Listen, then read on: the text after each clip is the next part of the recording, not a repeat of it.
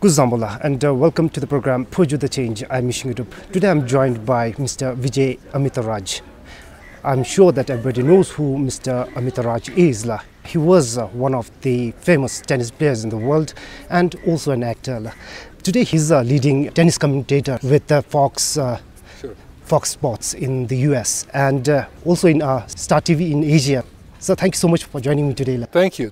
Lovely to be here. I'm very excited to be in Bhutan. This is my very first visit. I'm delighted to be here to celebrate 50 years of friendship and diplomatic ties between India and Bhutan with this lovely tennis tournament and incredible trophies, incredible final that I got to see here. So I'm delighted to be in this magnificent country. It's truly a paradise. What was your feeling like when you first landed in Bhutan from India? Yes, I arrived and my wife and I have come here for the first time. So even the drive from the airport to come in from Paro into Thimphu was very special because we got a chance to stop along the way and talk about some of the sights and the valley, coming into the valley, the rivers down in the bottom there. They all looked so majestic and beautiful with the mountains and the valleys and the river. So it gave us a great feeling of tranquility, even just sort of arriving here just 24 hours ago. But why are you here? Well, I'm here for the celebration of this friendship between India and Bhutan. I'm delighted to be invited by the Tennis Federation of Bhutan and of course Paulden, the president, who has been very, very active in making this happen. And so for us it was a very special moment to be invited to this friendship match and come here and celebrate what India and Bhutan have done over the last 50 years and continue for years to come. So what it means to you? Well, it means a lot when countries get together, that they create friendship between people and bring sports in the middle of it, because nothing is able to create communications better than sports. And for us to be able to be present here at an event such as this, where there's a India-Bhutan friendship tennis tournament, I think is very, very special. And today you have witnessed the Bhutan players and the Indian as well. Do you have any comment? How did they perform? Well, the interesting final, but because the city of Thimphu is so high up in the altitude and the ball flies through the air so quickly, it was interesting to see one of the players struggling more than the other one. And the Indian player, of course, who's won this tournament twice before, kind of got the feel of it much earlier in the match. So it was more of a one-sided match, but I think the Bhutanese boy played well in patches, but made little too many unforced errors.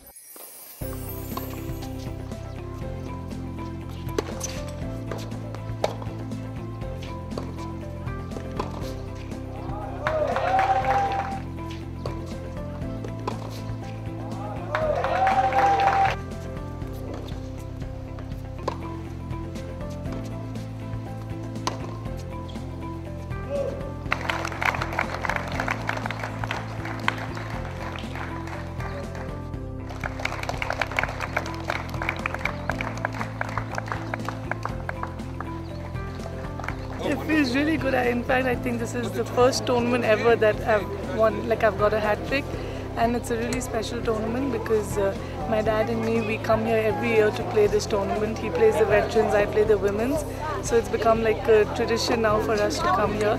And I love Bhutan and this tournament is organized so well. So I always look forward to this tournament. It was really good. The tournament is getting better year by year. So I'm really thankful to BTF, the Bhutan Tennis Federation. There are a lot of people, young people, who wants to get inspiration from a person just like yourself.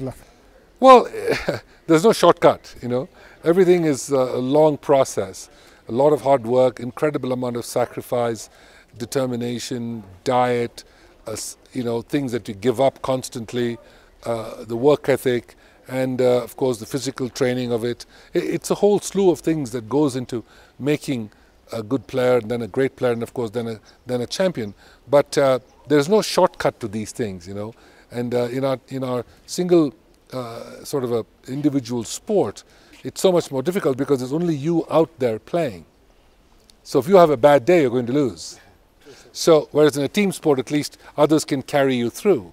But for us, it is so critical that you are physically fit all the time and you do your schedule accordingly to, so that it brings out the best in you when you play a match. Now you are here in Bhutan, and if you were asked to improve the quality of tennis in Bhutan, how and what will do? Well, I think it's programs. It's programs from different age groups, from 6, 8, 10, 12, 14, all the way up. You know, you got to start very young, and you got to have programs for each one of the groups all the way up with the right element of coaching. And, you know, it's at least a 10-year plan to start with. And if there is interest in doing that, then it should be done. But so, at what age you started playing tennis? I was a bit late. I started a little bit later, about 10 years old, but 9, 10 years old. So for different reasons. But at the end of the day, I happened to get good at a younger age. So my international travel came very quickly. From where did you get this inspiration or determination from? Most of it came from my mother, and but at the same time, I was not very good health when I was growing up, so I had to play an outdoor sport for breathing, and so I got into tennis, and eventually it just became one of those things where you end up performing fairly well at a young age, and you started to carry the ball forward, and by 19 I was in the world's top 10. You have very supportive parents, I Yes. guess. But here in our country, like most of our parents, they believe that like sports, be it tennis or basketball or football, they don't have any like scope for their children. They prefer their child to go to a school. Yes. Do you have any? Yes, I think you need to do both hand in hand. I'm not saying give up school. I'm saying that whatever school you go to, it would be critical to be actually work hard in any sport. Individual sport, I think, is more useful. Whereas if you get good in a sport and you're above average in school, you will get into a good college. That's the important factor for a child to play sport, because he or she can get into a good college of their choice and then many years later decide if they want to make it a full-time job.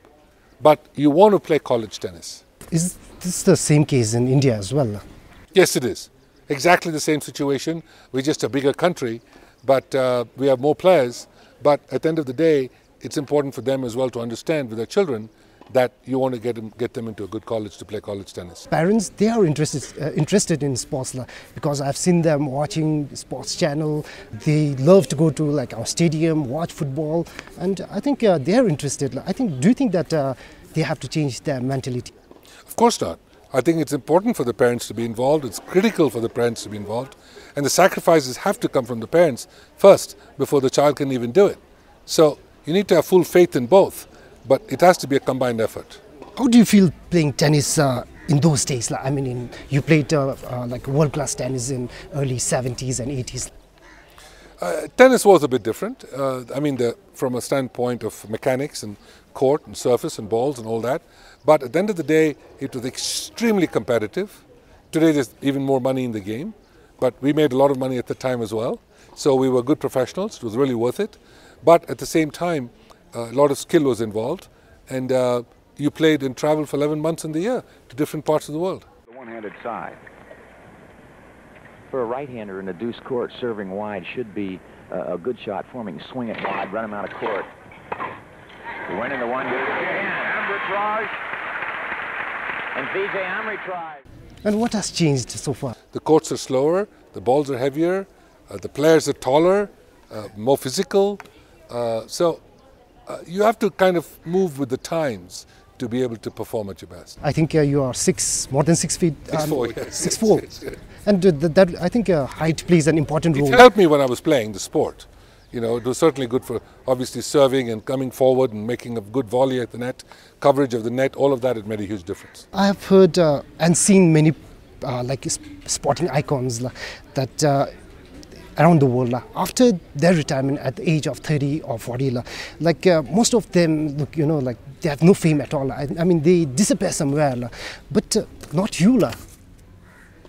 You're still a big icon today. I've been very fortunate. I served the UN for 7 years as a messenger of peace. I have traveled the world for a variety of reasons. I do a lot of television work. I've had my own TV show. I do a lot of public speaking. And more than anything else, I enjoy talking to kids, the next generation. So it has given me a good platform, and at the same time, I take it upon myself because one, I enjoy it, and two, I also believe it's a good responsibility that you want to take back to the next generation. You said you like talking to the young people. Yes. What talk you usually do with them? I want them to be the best that they can be. That's a critical element. Whatever you're doing, work hard, no shortcuts, and try to be the best that you can be every single day, because that day is not coming back. True, sir. True, sir. You played a role in like a James Bond movie, and you're an actor too, lah. Yeah, that was my first picture I did, and then I went on to do other pictures as well, including a Star Trek movie, Star Trek for the Voyage Home. I had a couple of television series in the US, which was very unique. I was the first Indian actor, I think, on American television, and so on. So opened up a lot of doors, and today it's opened up even further. But it's a profession that I really enjoyed. Ah, Q. How are you? Most unhappy 007, thanks to you. How can I be expected to maintain the quality of my work? How did you manage, playing tennis and to be Well, an it's actor? not easy. When things are getting time-wise, getting difficult, you make time. There's at the end of the day, there's 24 hours in the day, so you have to find the time to be able to do it. From 10, 20 years down the line, where do you see Indian tennis going, lah? And even Bhutan, lah? Well, I mean, India, of course, is a much larger country, but I would like to see India a lot better than where they are today. We've struggled over the last couple of decades, and so it's important for us to get back where we had originally left it, which is playing in the Davis Cup World Group, to playing all the Grand Slams and singles on a regular basis, and being able to compete at the highest level. We've not been able to do that over the last 2 decades. You were ranked #1 in Davis Cup for 14 consecutive years, lah. That's right. So what's the moment like? Well, it's very special, isn't it? I mean, in all of Asia, we were the best. I played Davis Cup for 20 years, and I was captain for 15. So, playing for that long on the international tour and playing Davis Cup is a huge commitment, which I was proud to make. Nothing gave me greater pride than playing for my country in Davis Cup. And I led India to 2 Davis Cup finals, which was the highlight of the career. Yes, sir. So how, there are so many young people in Bhutan who wants to take up tennis, football and other sporting thing as their career. But how can one go about it? No, it's the same thing with different countries. It goes along with what infrastructure is already there and try to get into it, as we would do with tennis players here in Bhutan. And for the center that you have here, it's important to be a part of the coaching program and get better, start to go out and play smaller tournaments and work your way up. Looking at the infrastructures here in our country, and do you think that Bhutan will move ahead? They should, because everybody seems to like sports, whether it's football or tennis or whatever it is. The question is, what commitment are you willing to make? That's the key question. Your message to our viewers, those who want to draw inspiration from a person like you? Well, the most important thing about wanting to do something in sport, because it truly inspires people for generations to come, number one. Number two is, you take great pride in being able to represent your community, your family, yourself, and eventually, hopefully, your country playing a sport. And for yourself, you've got to understand that it is excellent throughout life to be able to play this great sport of ours, and at the same time be able to communicate with people in different parts of the world through a sport like tennis. So I would recommend it very highly to play tennis, and even if you don't become the next Roger Federer, I think it's important for your lifelong years that you're going to be playing, that you'll enjoy the sport throughout life. So it's an honor to talk with you today, and I wish you a pleasant stay here in our country. Thank you very much. So thank you so much. Lovely to meet you. Thank you, sir. And thank you all for watching. Thank you.